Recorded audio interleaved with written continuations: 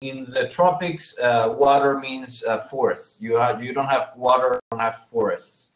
And south of the Orinoco River, which is the south of the country, we have one of the oldest lands in the world. It's been there for about 20 million years.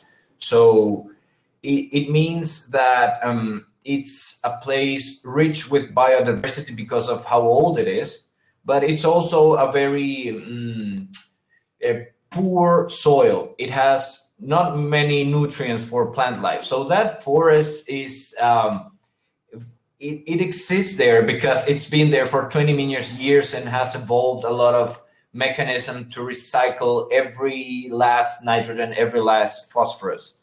So 83% of that area is covered by forest, which means a lot of water and a very, very healthy environment.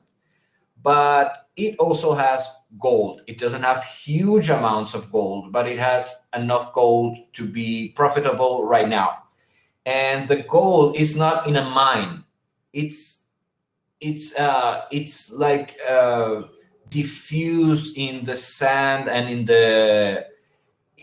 the loam, and in order to extract it, you have to fell and deforest a lot of area. So that's the problem with the nature of the extraction of minerals south of the Orinoco River. Since 2000, we have lost around 2,400 square kilometers of forest, which is around the same area as Luxembourg. Only 450 of those are because of mining.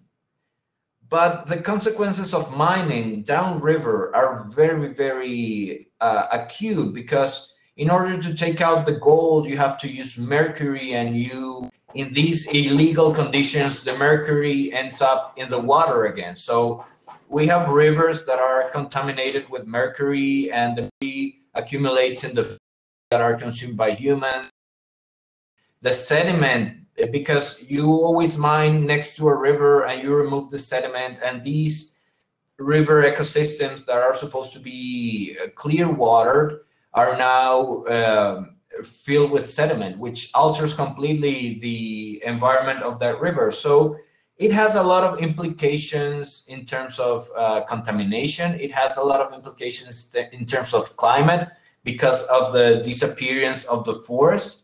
And it has a lot of social implications because this is essentially an illegal mining operation, even though it's backed by the people in power.